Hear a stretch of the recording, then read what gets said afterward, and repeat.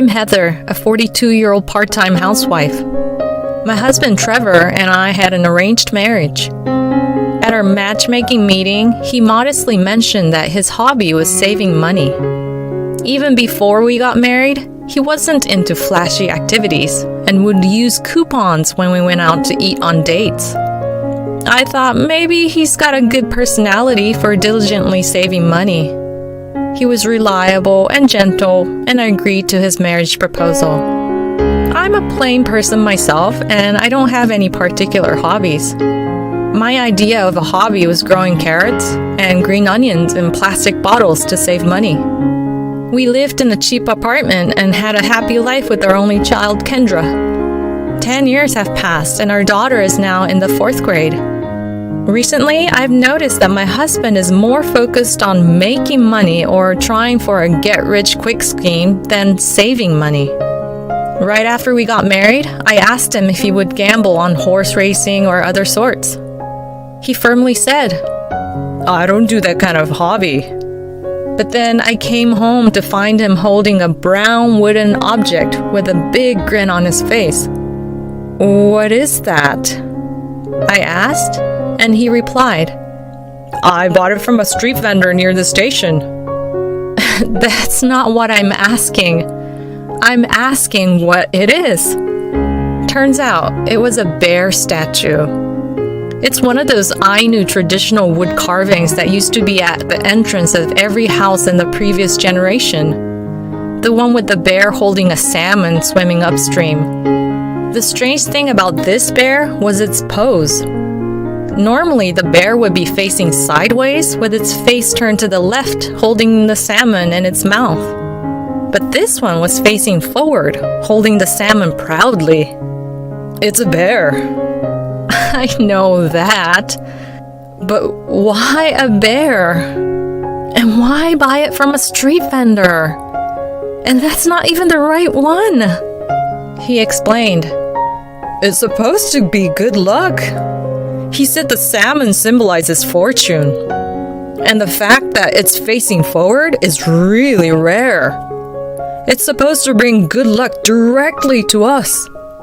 I couldn't believe what I was hearing. That sounded like a complete stretch. And it looked like it hadn't been sold for a while, covered in dust. How much did you pay for it? You won't believe it, he said, grinning from ear to ear. It was originally $200, but the seller let me have it for $100. He said he could see some deep connection between us. $100 for a bear? I was speechless. What a deal, right? It'll bring in good fortune for just $100. We'll be rich. He excitedly placed the bear in the most prominent spot in our entryway. As for whether the bear brought us any luck, whenever someone visited, we'd have a brief moment of excitement with comments like, "Oh, I remember one of these bears. These used to be in every house." Or, "How unusual! I've never seen one facing forward before." Other than that, my husband was thrilled when he got an extra slice of pork at the company cafeteria one day. Tired of the silliness, I told him, "Stop spending money on unrealistic things like attracting luck." But he misunderstood my advice, which led to an even more surprising event that happened during the summer bonus season. About the bonus, my husband brought up during dinner. "Yeah, thanks for your hard work. Our vacuum cleaner has been acting up, so I want to replace it. And we need a new air conditioner too. I was also thinking about moving to a new apartment and saving the rest of the money. I used it all to buy lottery tickets." My husband revealed a thick stack of paper. "What? No way! That's ridiculous! Is this a bad joke?" I didn't want to believe that the stack of paper was all lottery tickets, so I blinked a couple times and looked again at what my husband was holding. but there was no doubt that it was lottery tickets. I was dumbfounded by the thickness of the stack. You told me to stop relying on luck after the bear incident. So instead, I invested in something with a basis. What basis? Listen, this new lottery has 10 million tickets per unit. This year, 26 units were sold. Since the winning amount is set per unit, there are 26 first-place prizes. So, if you only buy one ticket every year, your chances of winning first place are 1 in 10 million. But I bought 1,500 tickets this time, so my chances are now 1 in 666,666. Isn't that amazing? What? You're not gonna win! Do you realize you're saying that there's a 666,665 in 666,666 chance you'll lose? But my chances definitely increased, right? You can't rely on something without a basis, like superstition. There's only luck in horse races and casinos, but there's always probability in the lottery. As for the result, it wasn't a complete loss, but we did win something. $900. We invested $4,500 and got back $900. This is ridiculous. Oh, stop it! Stop relying on luck or slim chances. You've learned that nothing good comes from relying on such things, right? Saving money is the only way. I lectured my husband for 2 hours. However, my husband misunderstood the meaning of saving money. One day, I suddenly found out about it. My daughter brought home a letter from school asking for the payment of the school lunch fee. That's strange. The lunch fee should be deducted from our savings account.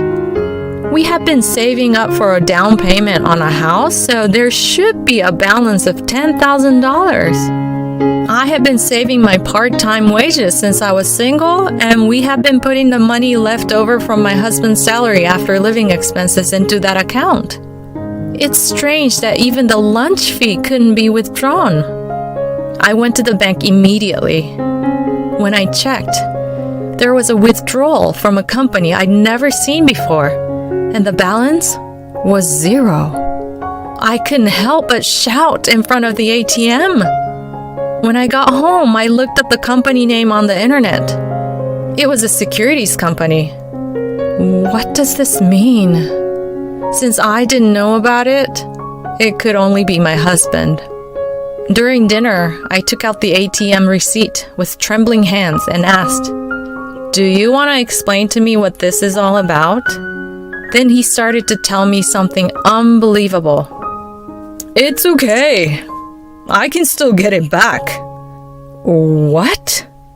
I don't understand what you're talking about. He took a book out of his commuter bag. The cover says, "Learn Forex in a week." That's what it's all about. My husband says, "What do you mean?" He replies, "When I bought the bear statue, I was told not to rely on luck. I agreed. When it came to the lottery, I was told not to rely on something without a basis. I agreed.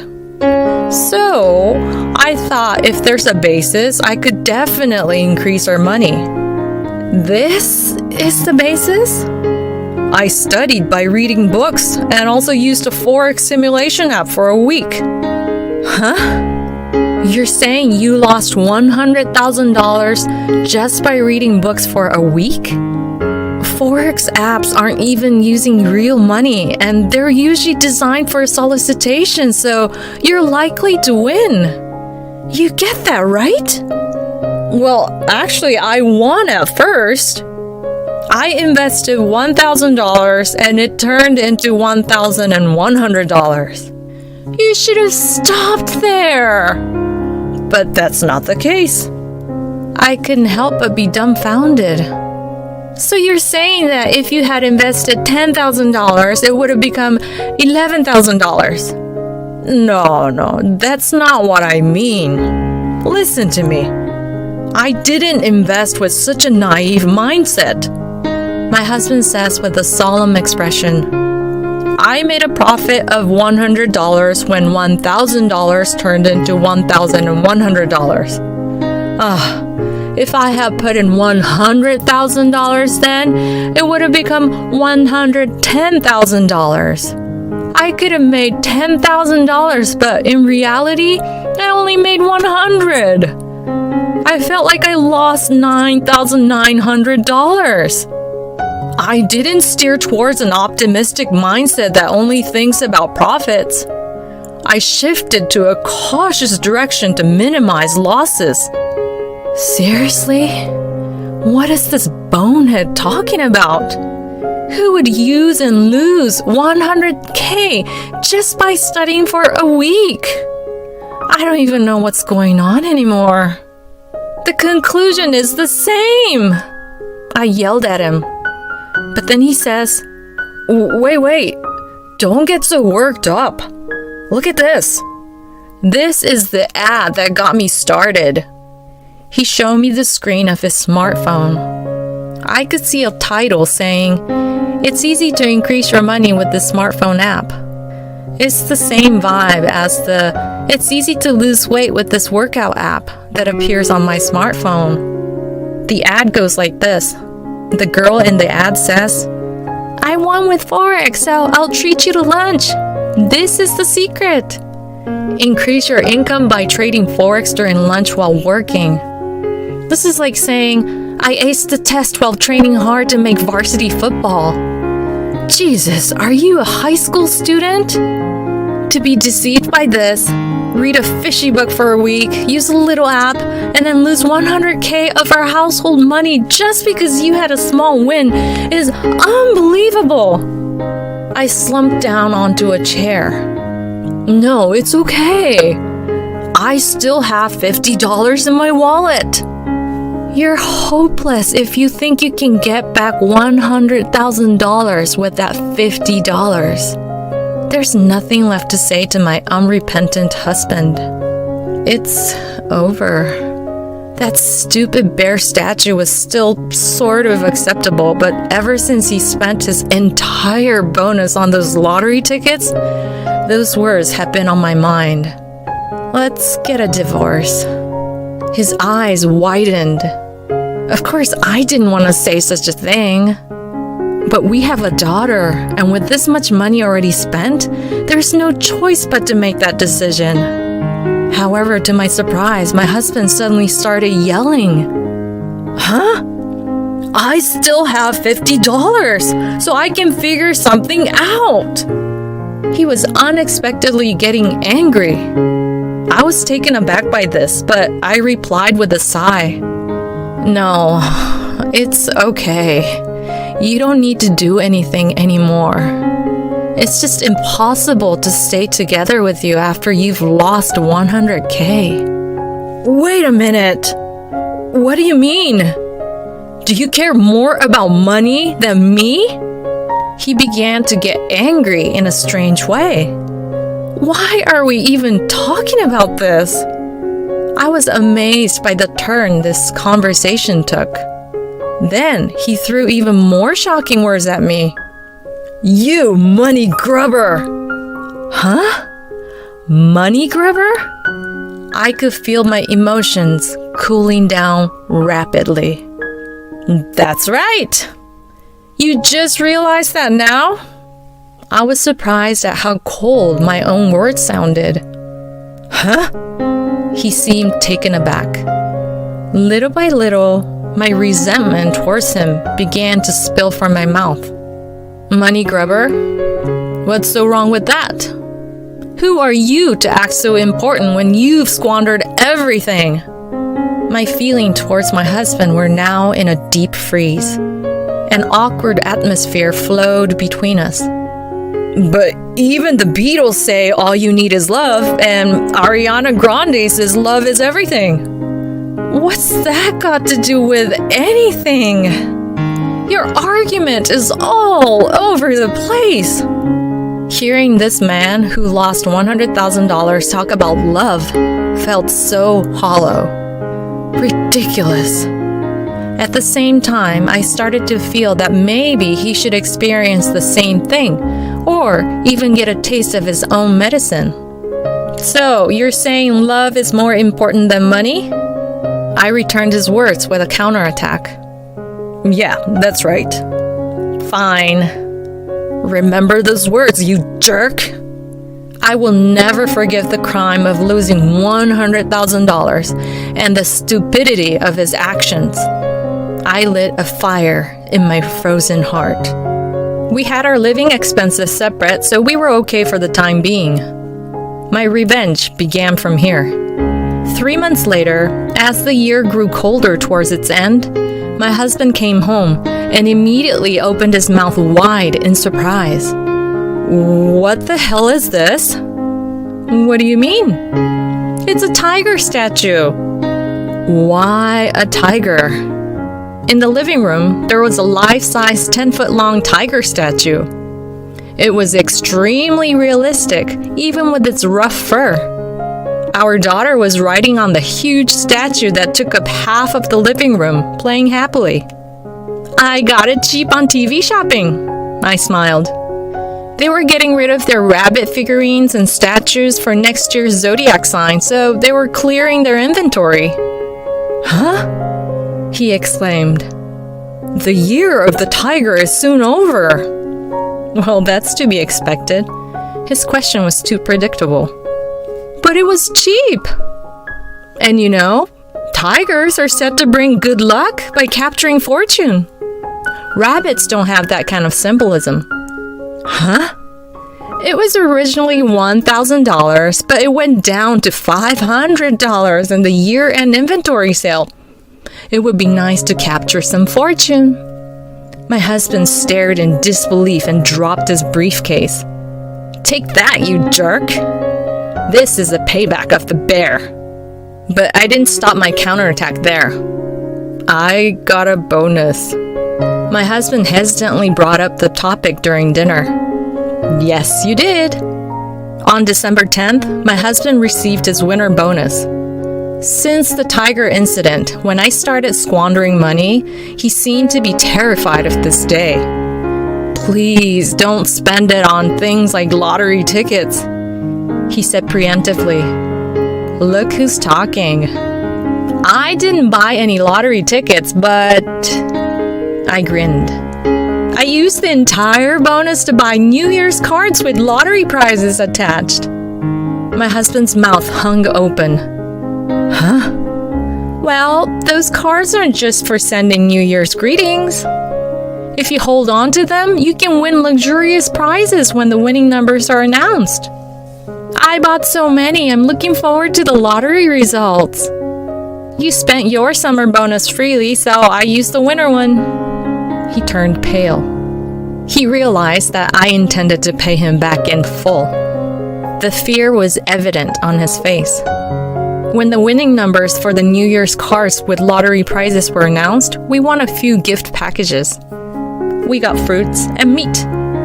In other words, we had poured the entire bonus into it, and all we got back was fruits and meat. I served steak to my husband, saying, "Enjoy the bonus-flavored steak." But checking all those New Year's card numbers was hard work, especially with my bad eyes. I asked Kendra to help, but it still took us nearly 4 hours. Despite the fact that I shared an amusing episode of hard work, my husband ate his steak with a tearful expression. Then, a month later, as I sipped soup at dinner, I said, "You know, we had living expenses, right? I used that to buy some books." My husband choked on his soup. You could see that he thought I had finally started tapping into our last resort, the living expenses to buy those books. Considering my previous acts of revenge, it's not hard to imagine. His face grew even paler. I couldn't care less about his mood. I pressed on. I saw an advertisement on my smartphone and thought, why not? At this point, my husband began to tear up. Please, stop, he said with a trembling voice. I never thought you'd go this far with your revenge. If you take our living expenses, we won't be able to survive. Let's end this. I agreed to the divorce. His voice was shaking, as was his body. I never thought losing money in an instant would be so terrifying. Well, it's nowhere near the $100,000 that you squandered. I know that. I'm really, truly sorry, and I never thought it would be this scary. But it's already too late. I will never forgive him for calling me a money grubber, and human nature doesn't change. No matter how much he cries or apologizes, nothing will change now. You understand now, right? The Beatles and Ariana Grande are saying all you need is love and love is everything, but that's only when they already have enough money. Yes. All right. Since you squandered $100,000, I'll take 4/5 of the remaining living expenses and you'll pay for the child support. Yes. He signed the divorce papers. With this, everything was over for me. I put the papers in my bag. I'll take them to the city hall tomorrow. About the books I bought, I decided to tell him the conclusion of the matter. I spread out several books in front of my husband. The titles were IT Passport and Fundamental Information Technology Engineer. I got these 2 qualifications. Books can be used for things like this, you know? I then showed my ex-husband the screen that came up when I tapped my smartphone. I saw an ad for this online computer school, and it said it was a national qualification, so I thought this was the only way to get my income back. I attended online computer school classes to get these 2 qualifications. He bought 1 book on foreign exchange trading, but I bought 2 copies each of IT Passport and Fundamental Information Processing, so I had a total of 4 books. I continued. Actually, I planned to spend more living expenses to attend a computer school. But when I said, my husband squandered $100K and I have to divorce him, but I can't rebuild my life without a full-time job history, I was accepted into a vocational school with a corporate internship program. During vocational training, I managed to obtain the Applied Information Processing Technician qualification, and so I will become a system engineer no matter what. My husband was looking down. I continued. I told you, didn't I? With a solid foundation, you can definitely increase your income. And by foundation, I mean obtaining qualifications like this. You can't easily make money with half-baked knowledge. Even if you called me a money grubber, I was determined to divorce you. I knew that you would look down on me when that happened, saying, "What can a part-time housewife do after a divorce? You can't survive." I couldn't stand being told that. So, as a money grubber, I thought hard about a surefire way to make money. That's why I've been working single-mindedly for the past 6 months to get my hands on a method that will definitely make me money. Right? It's money over love, isn't it? Yes, it is money over love, he said, suddenly standing up and then sitting down. Please, support me. My angry shout echoed throughout the room. Hell no, you money grubber! And so I attended vocational school. At the self-introduction session at the vocational school, I announced, I'm divorced, and then declared, I have no way out but to do this. This is what it means to have one's resolve set. Maybe because of that, I made friends who encouraged each other to pass the exams. I attended the vocational school happily. There, I obtained the Applied Information Processing Technician qualification as well. I got a job at the company where I went for the corporate internship training. My annual salary exceeded that of my ex-husband. By the way, although handling fees are deducted from New Year's gift lottery postcards, they will refund the money if they are not used. I lost some money, but I managed to get it back that way. I thought it would be too cheap to take the tiger statue, so I left him at my ex-husband's house.